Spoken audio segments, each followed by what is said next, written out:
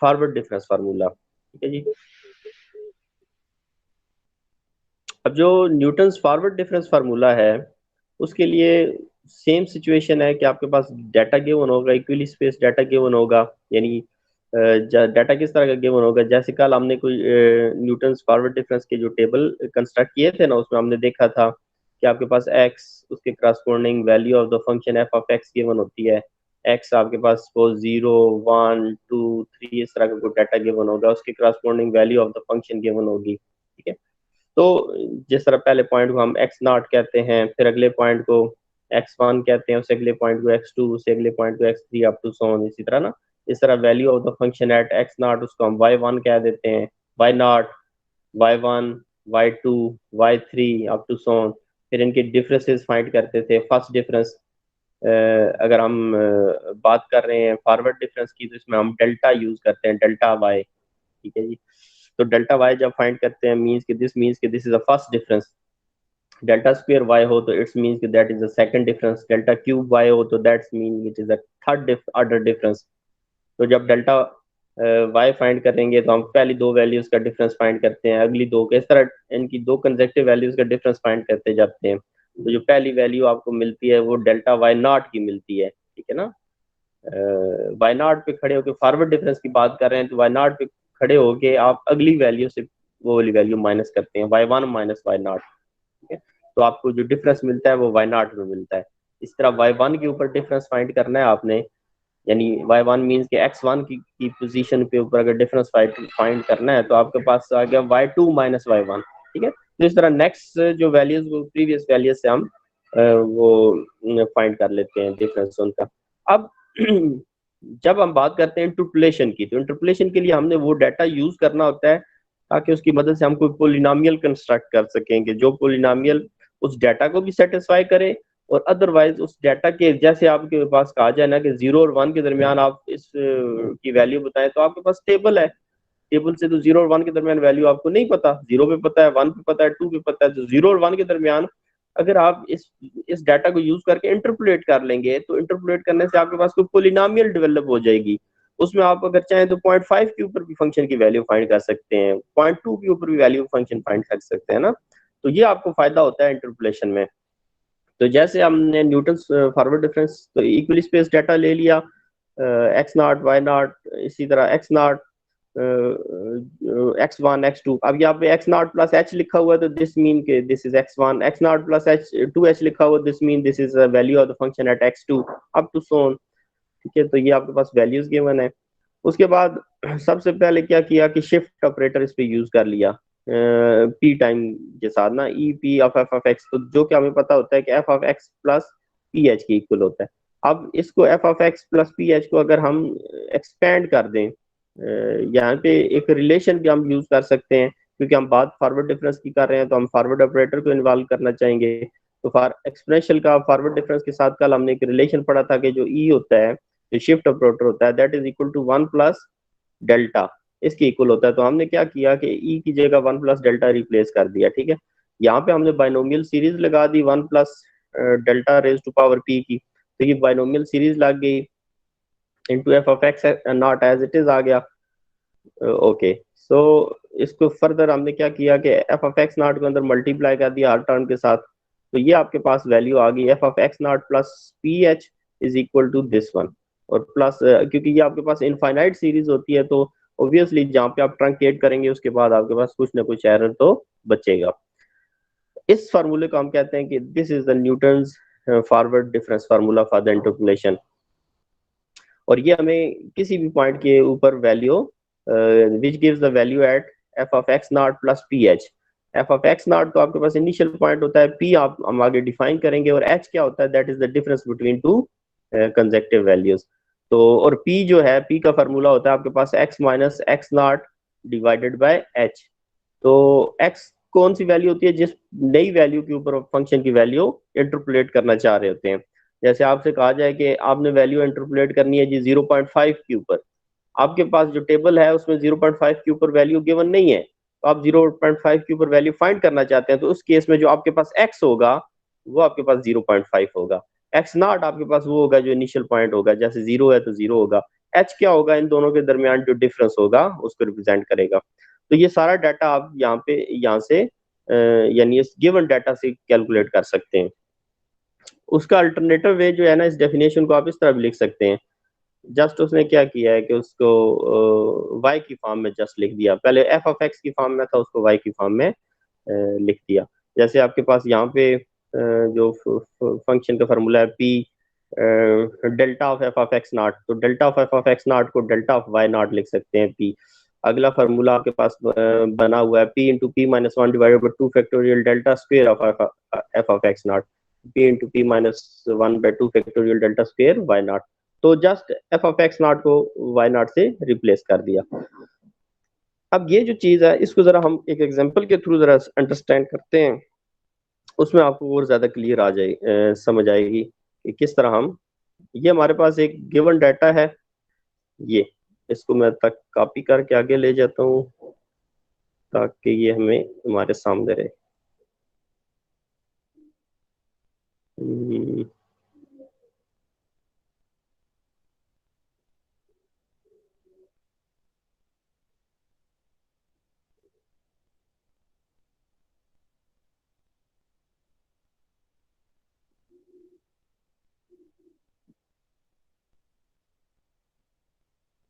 अच्छा, यहाँ पे आई थिंक वो नहीं आएगी, बहरहाल मैं चले वहां से ही बता देता हूँ।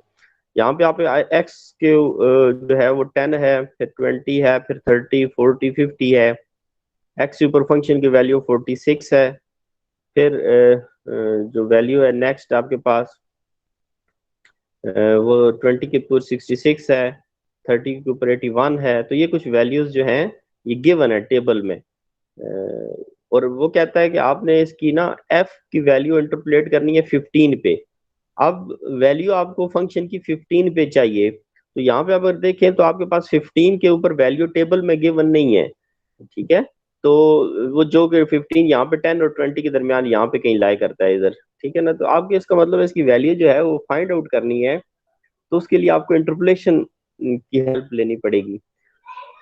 अब इसमें याद रखें कि इसमें जो हम फॉरवर्ड और बैकवर्ड इंटरपोलेशन पढ़ रहे हैं, तो जो फॉरवर्ड इंटरपोलेशन है वो अगर डाटा आप near the starting point interpolate करना है, जैसे आप 15 जो है ना ये नियर द स्टार्टिंग पॉइंट है, तो हम फॉरवर्ड इंटरपोलेशन डाटा यूज करते हैं, फार्मूला यूज करते हैं। जो इससे अगला हम मेथड पढ़ेंगे न्यूटन बैकवर्ड इंटरपोलेशन फार्मूला, वो अगर सम टाइम हमें वैल्यूज एंड पॉइंट के नियर करनी पड़ जाए, अप्रोक्सीमेट करनी पड़ जाए, यानी 15 और 40, यहाँ पे 45 के ऊपर अगर वैल्यू आपको कैलकुलेट करनी पड़ जाए, तो then we can use the backward interpolation formula.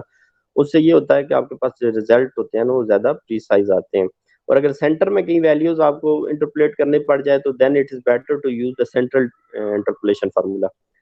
तो बहरहाल ये हमारे पास डाटा गिवन है, वैल्यू हमने इंटरपोलेट करनी है 15 पे, तो ये वही उसने डाटा 10 पे 46, 20 पे 66, ये सारे का सारा जो डाटा है वो उसने आपको दे दिया है। और इस डाटा से पहले आप वो डिफरेंस जो आपके पास है ना टेबल कंस्ट्रक्ट कर लेंगे।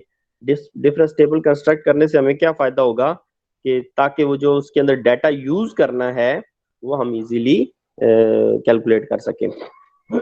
अच्छा, तो ये आपके पास सबसे पहले इस डिफरेंस टेबल से हमने डेल वाई कैलकुलेट कर लिया। डेल वाई कैसे कैलकुलेट कर लिया कि ये आपके पास 66 में से 46 को सब्ट्रैक्ट कर दिया, आपके पास 20 आ गया। 81 में से 66 को सब्ट्रैक्ट कर दिया, 15 आ गया। 93 में से 81 को सब्ट्रैक्ट कर दिया, 12 आ गया। 100 में से 93 को सब्ट्रैक्ट कर दिया तो आपके पास 8 आ गया।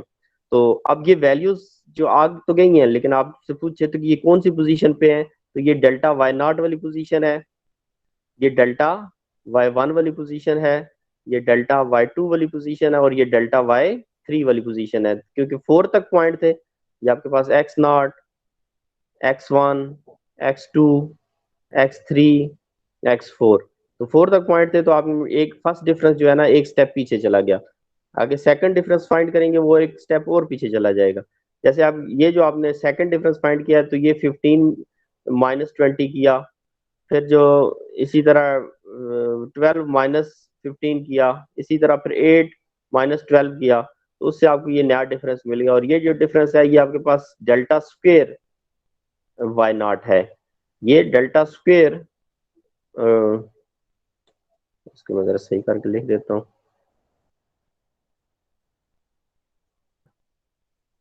यानी ये जो डिफरेंस होगा ये डेल्टा स्क्वेयर वाई नॉट, ये डेल्टा स्क्वेयर वाई वन, और ये अगला जो डिफरेंस आएगा डेल्टा स्क्वेयर वाई टू आएगा। इसी तरह अगला जो ये जो डिफरेंस होगा ये डेल्टा क्यूब वाई नॉट का होगा और ये डेल्टा क्यूब वाई वन का होगा। उससे अगला डिफरेंस जो होगा ये डेल्टा की पावर 4 वाई नॉट का होगा। तो ये इस तरह जो प्रोसीड होता है टेबल में, जो पोजीशन होती है उनकी डिफरेंस टेबल की।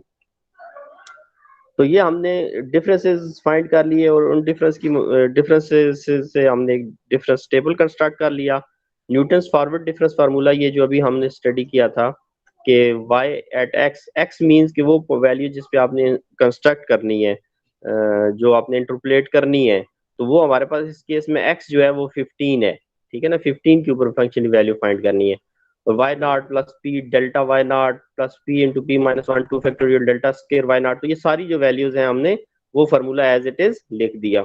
अब इसमें हमें क्या चाहिए, हमें एक तो पता होना चाहिए कि पी इसमें क्या है, ठीक है। एक्स नॉट के ऊपर जो वाई नॉट है वो क्या है, ये P y not, delta y not को पता होना चाहिए। तो आपको पता है कि ये जो इस रिदम में ये जो पोजीशंस बन रही हैं, ये आपके पास वाई नॉट की पोजीशन है, ये डेल्टा वाई नॉट की पोजीशन है, डेल्टा स्क्वायर वाई नॉट की, ये डेल्टा क्यूब वाई नॉट की, ये डेल्टा 4 वाई नॉट की। इसके अंदर ये जो फर्स्ट वैल्यूज होंगी ये सारी आपके पास रिक्वायर्ड होंगी।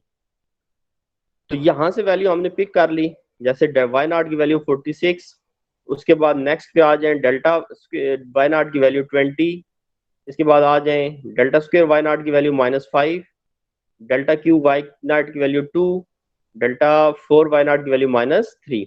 तो ये वैल्यूज हमने वहां से पिक कर ली टेबल से। वाई नॉट हमें ऑलरेडी पता था 46, पी हमने फाइंड कर लेना है, पी का formula x minus x not divided by H.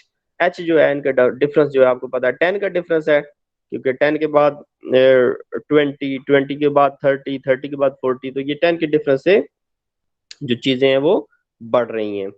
So P भी हमने कैलकुलेट कर लिया, x minus x not divided by h, तो वो 0.5 आ गया। अब ये जो सारी वैल्यूज हैं पी की, delta x not y not, ये सारी वैल्यूज हमने इक्वेशन 1 में पुट कर दी। ओके, जब 1 में पुट कर दी तो उसको जब सॉल्व किया तो सॉल्व करने के बाद हमारे पास जो आंसर आया वो 15 पे, दैट इज 56.8672। तो this is the interpolated value between 0 and between 10 and 20। ठीक है जी, आप देखें तो ये टेबल में आपके पास 10 पे 46 वैल्यू थी, 20 पे 66 वैल्यू थी, तो हमारे पास जो 15 पे तकरीबन 56 पॉइंट समथिंग वैल्यू आ गई है। तो obviously this interpolated value is approximate value. तो ये हमने अप्रोक्सीमेटली जो डाटा है उसको इनके दरमियान इंटरपोलेट कर लिया। तो यहाँ तक बच्चों किसी का कोई क्वेश्चन कि किस तरह हमने फॉरवर्ड डिफरेंस, पहले हमारे डाटा गिवन था, डाटा से मदद से हमने टेबल कंस्ट्रक्ट कर लिया, टेबल कंस्ट्रक्ट करने के बाद फार्मूला हमने जो स्टडी किया था फॉरवर्ड डिफरेंस का वो लिखा। उसमें हमने देखा कि हमारे पास पी क्या है, डेल्टा वाई नॉट क्या है, वाई नॉट क्या है, वो सारी वैल्यूज हमने टेबल से निकाल ली। एच भी हमारे पास गिवन था, जिस पॉइंट पे हमने इंटरपोलेट करना था वो भी गिवन था x15। तो वो भी हमने सारा यूज करके जब फार्मूले के अंदर वैल्यूज पुट की, पुट करने के बाद आपने जस्ट इसको कैलकुलेट करना है, थोड़ा बहुत सिंप्लीफाई करना है, and then at the end you will find your answer. तो यहाँ तक अगर बच्चों किसी को कंफ्यूजन, कोई बात किसी ने पूछनी है?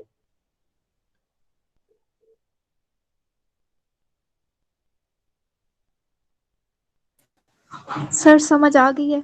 सर ये जो डाटा हमें गिवन है ये हमें यस, हर क्वेश्चन में गिवन होगा?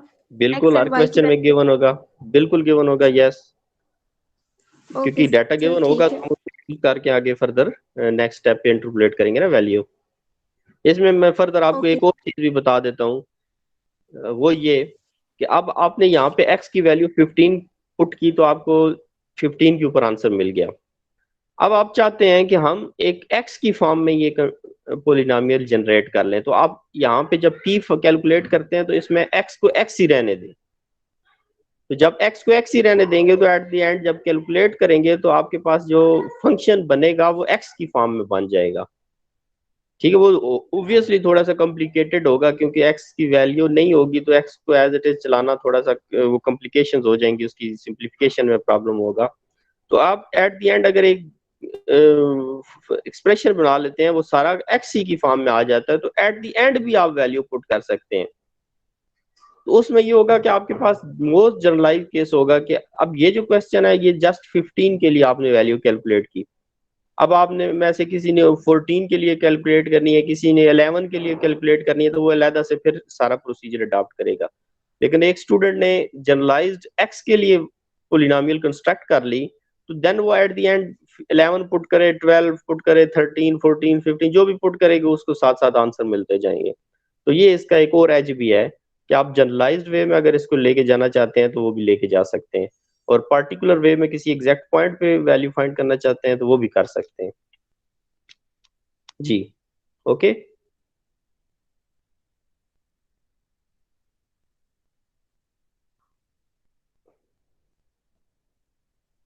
क्लियर है बच्चों?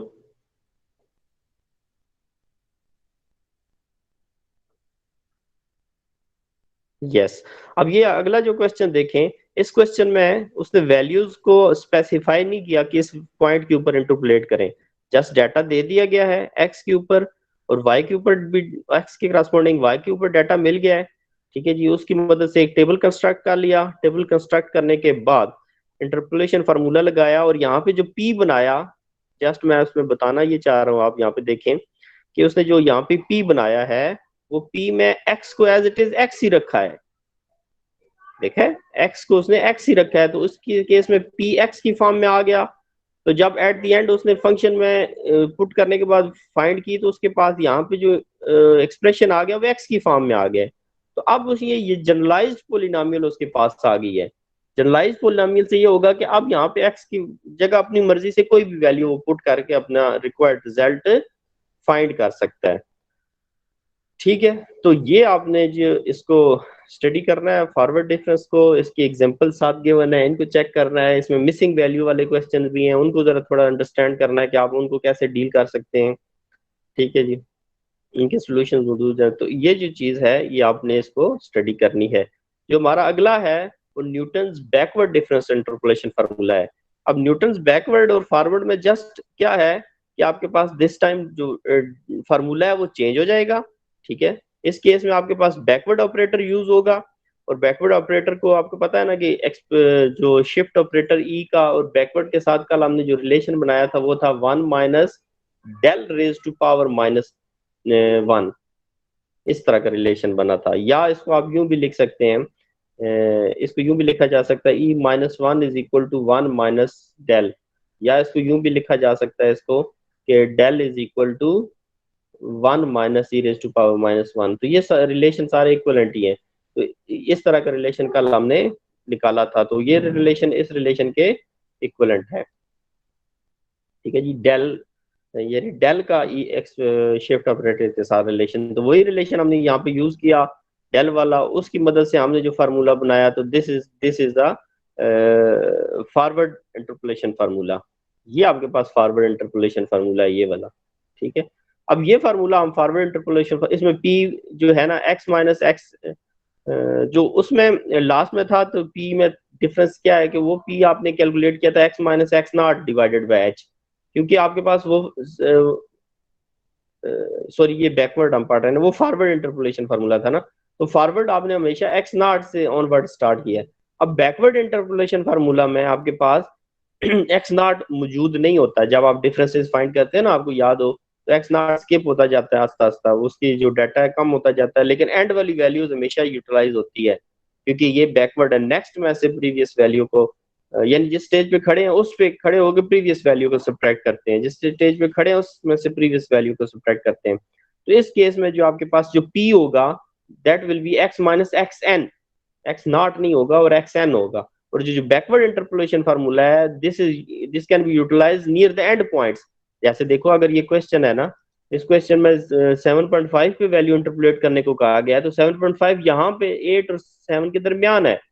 तो अगर values near the end point interpolate करना हो तो हमें it's better to use backward interpolation formula, और ये उसका फार्मूला है बैकवर्ड का ये वाई एक्स, अब वाई एन के लिहाज से सारा पोजीशन चलेगा, y n p delta y n plus P into p plus one divided by two factorial delta square y n, और ये सारा आपके पास, और ये पी जो है x minus x n divided by h है, एच वही आपके पास जो दो कंसेक्टिव वैल्यू का डिफरेंस होगा, जैसे इस एक्स की बात है तो इसमें एच वन है, ठीक है जी, डिफरेंट डाटा में एच डिफरेंट हो सकता है ऑब्वियसली।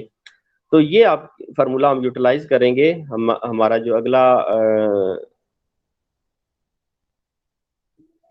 जो अगला क्वेश्चन है उसको जरा सॉल्व करने के लिए। तो ये हमारे पास गिवन है डाटा, ओके। सो इस क्या डाटा को हमने इंटरपोलेट करना है। अब इसको इंटरपोलेट किसके रिस्पेक्ट से करना है, बैकवर्ड इंटरपोलेशन के। अब बैकवर्ड से क्यों इंटरपोलेट करना है, क्योंकि जो डाटा जिस पॉइंट पे हमने इंटरपोलेशन करनी है वो नियर द एंड पॉइंट पड़ा हुआ है। तो अब जब टेबल बनेगा, इस टेबल की पोजीशनिंग जस्ट देख लें। अब इसकी पोजीशनिंग क्या होगी कि आपने जब डिफरेंस फर्स्ट डिफरेंस फाइंड किया, तो ये जो डिफरेंस है इसकी पोजीशनिंग, डिफरेंस फाइंड करने का तरीका सेम होता है दोनों में, कि हम दो वैल्यूज का डिफरेंस ले लेते हैं, जस्ट उसकी जो पोजीशनिंग होती है वो मैटर करती है। यानी हमने इसका इसके साथ डिफरेंस लिया तो 7 आ गया, इसका इसके साथ डिफरेंस लिया तो 19 आ गया, 64 में से 27 को सब्ट्रैक्ट किया 1। तो इस तरह डिफरेंसेस, ये जो 216 में से 125 को, 343 में से 236 को, इसमें से इस तरह डिफरेंस हमने कैलकुलेट कर लिया। अब ये नेक्स्ट है कि आपने इसकी पोजीशनिंग का नाम कैसे रखना है। तो ये जो आपके पास इसकी पोजीशनिंग होती है ये होती है डेल वाई एन, यानी वाई एन मीन्स के लास्ट वैल्यू। तो इस केस में आप जरा देख लेते हैं कि हमारे पास वाई एन क्या है। वाई एन यानी ये एक्स नॉट है हमारे पास, ये एक्स वन है, ये एक्स टू है, ये एक्स थ्री है, ये एक्स फोर है, ये एक्स फाइव, ये एक्स सिक्स और ये एक्स सेवन। इट्स मीन के we have n is equal to seven. N हमारे पास इस केस में सेवन है, इसका मतलब ये एंड वाला जो डिफरेंस होगा ये डेल्टा वाई सेवन, ठीक है जी। अब यहाँ से बैकवर्ड से आपने नंबरिंग शुरू करनी है, delta y six, delta y five, sorry del del del y four, क्योंकि डेल्टा जो होता है वो फॉरवर्ड डिफरेंस ऑपरेटर होता है, okay. Del y three, del y two and del y one, ठीक है ना। वाई नॉट इसमें अब नहीं आएगा। फिर नेक्स्ट में पोजीशनिंग होगी इसी तरह, ये delta square y seven, delta square y six, delta square y five, delta square y four, delta square y three and delta square y two. अब देखिए एक और काम हो गया ऊपर से। पिछले अगर आपने टेबल में देखा हो जो फॉरवर्ड का हमने बनाया था, तो उसमें ऊपर वाला वाई नॉट इस तरह चलता रहता था, लेकिन नीचे वाली वैल्यूज एक एक कम होती जाती थी। अब इसमें क्योंकि बैकवर्ड है तो बैकवर्ड वाला जो फाइनल वाला वो रिमेन रहेगा, ऊपर से एक एक कम होता जाएगा। तो नेक्स्ट इसका मतलब जो बनेगा आपके पास यहाँ पे, ये डेल्टा क्यूब बाय थ्री बनेगा, फिर ये डेल्टा क्यूब बाय फोर, अगला बनेगा डेल्टा क्यूब बाय फाइव, ये बनेगा delta cube by six and the final is the delta cube by seven, और इसमें ये डेल्टा फोर बाय सेवन होगा, ठीक है। तो यानी ये एंड वाला जो पॉइंट होगा इस केस में, ये delta y seven y seven, y n का मतलब होता है ना कि मैक्सिमम कितनी है, तो इस हमारे केस में एन के वो सेवन है, तो इसका मतलब है कि वाई सेवन ही हमारा एंड पॉइंट होगा। यानी इस केस में हम जो वैल्यू यूटिलाइज करेंगे वो ये वाली वैल्यूज यूटिलाइज होगी, ये वाली, क्योंकि हमें एंड वाली वैल्यूज चाहिए, सेवन वाली ये, ठीक है, ये वाली। और ये आपके पास वाई सेवन है, एक्स सेवन के ऊपर जो वैल्यू होगी वाई सेवन होगी। तो अब हम आ जाते हैं कि ये जो वैल्यूज हैं, ये टेबल हमने उसी तरह जो फार्मूला है हमने लिख लिया। तो जब फार्मूला हमने लिख लिया तो आप जरा देखें, ये पी बन गया x minus x n divide by h. X n हमारे पास क्योंकि लास्ट पॉइंट है, x n mean seven, seven वाला, तो ये आपके पास जो लास्ट पॉइंट एट हो गया, तो यहाँ पे एट लिख दिया।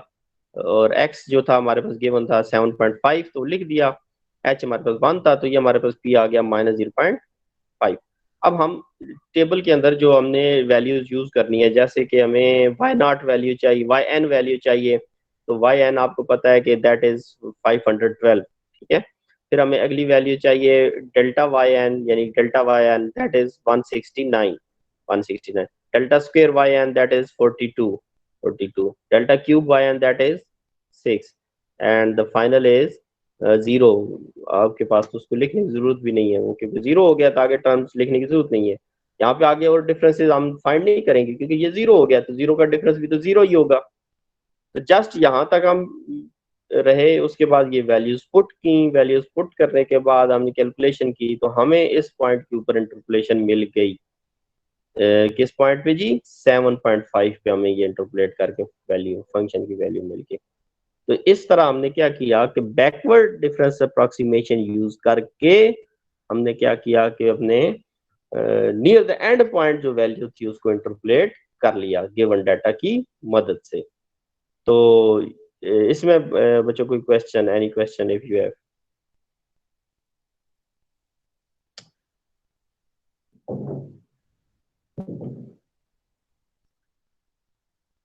Okay, clear.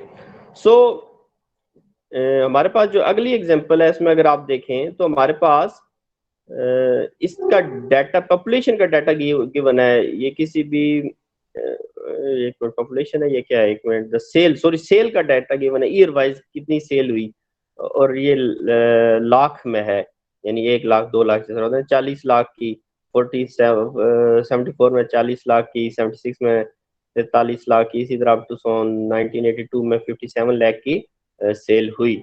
तो अब वो कहता है कि मुझे बताएं कि 1979 में कितनी सेल हुई। तो अब अगर आप देखें तो 1979 पे नहीं डाटा गिवन, तो ये और 79 है भी नियर द एंड पॉइंट। तो बात फिर हमारे ध्यान में आती है कि जब हम data near the end point interpolate करना चाहते हैं तो we will use the backward interpolation formula. तो हमने अब क्या करना है कि